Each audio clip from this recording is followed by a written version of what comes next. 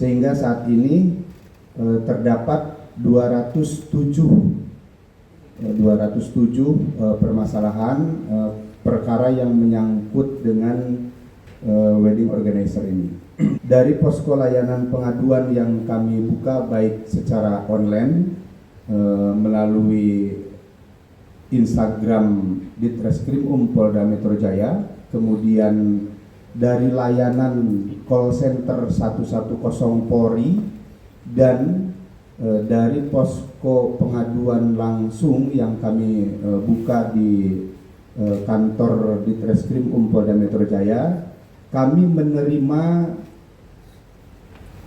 199 pengaduan dan 8 laporan dalam bentuk laporan polisi, sehingga saat ini terdapat 207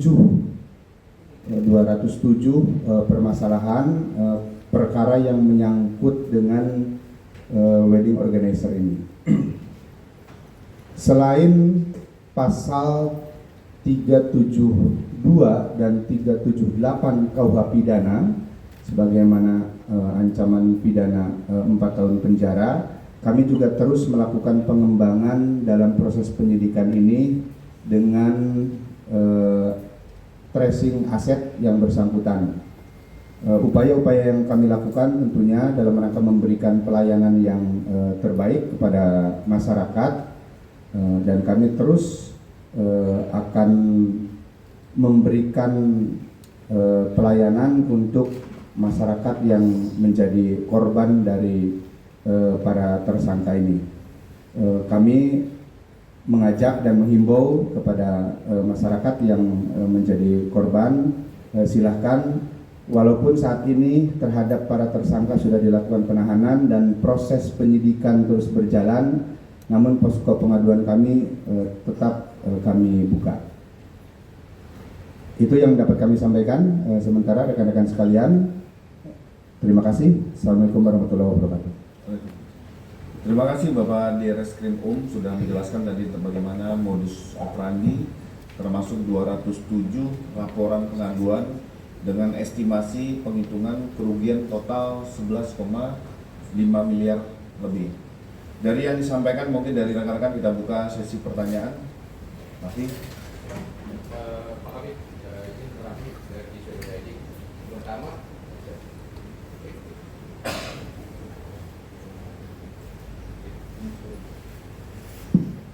izin Pak Dir, Pak Habib, Raffi dari Diswedo tadi. Pertama, kira-kira motif dari si terduga pelaku ini atau si APD ini seperti apa sih? Apakah dia untuk memperkaya diri, terus kira-kira uangnya itu digunakan untuk apa aja nih terkait 11,5 sekian M ini? Terus kira-kira apakah hanya 2 TSK yang di Polda Metro atau ada TSK lain? Mungkin itu dulu Pak Habib. Pak Dir, terima kasih. Baik, terima kasih pertanyaannya.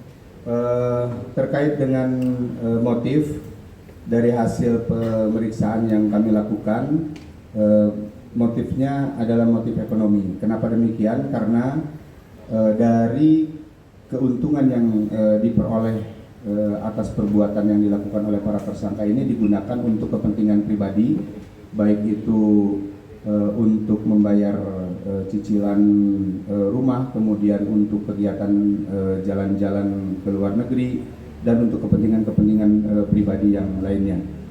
Adapun tadi pertanyaan apakah memungkinkan ada tersangka atau pelaku yang lain dalam perkara ini, tentunya kami sebagai penyidik akan berpatokan pada fakta hukum yang kami peroleh dalam penyidikan.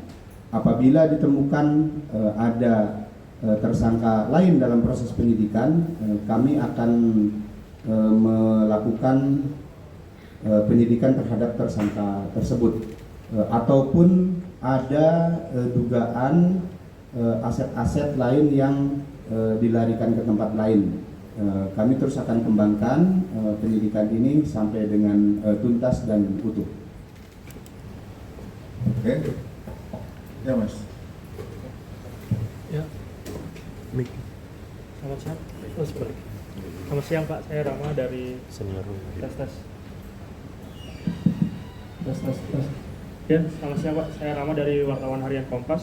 Ingin bertanya, dua tersangka ini melakukan ini sudah sejak kapan ya Pak?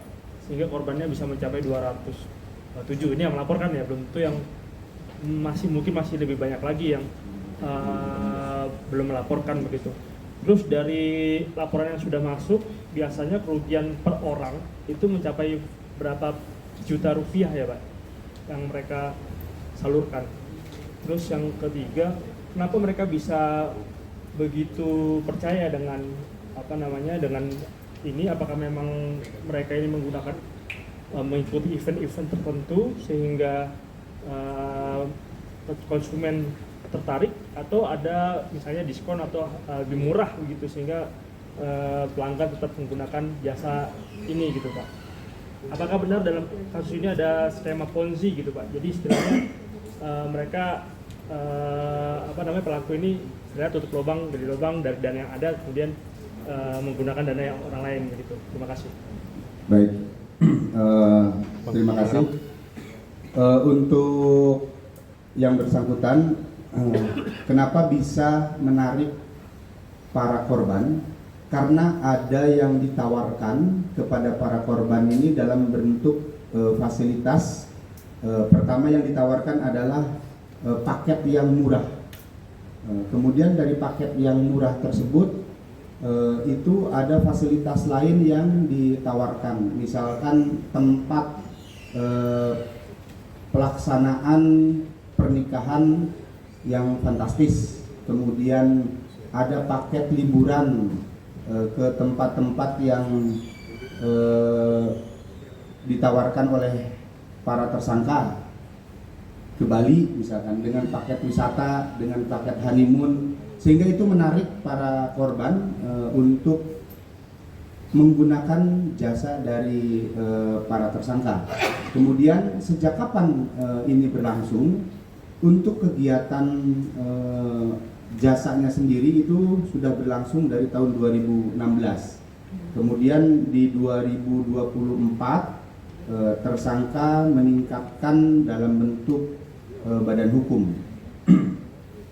Itu yang mereka lakukan. Lalu kemudian kerugian dari masing-masing korban ini cukup variatif karena mereka dimintakan untuk membayar DP terlebih dahulu, sehingga kerugiannya cukup variatif dari ada yang 40 juta, 60 juta. Kemudian nanti ada penawaran lagi apabila para korban ini melunasi sebelum waktunya, maka akan memperoleh keuntungan-keuntungan lain. Sehingga itulah yang membuat para korban tertarik. Download Tribun X sekarang, menghadirkan lokal menjadi Indonesia.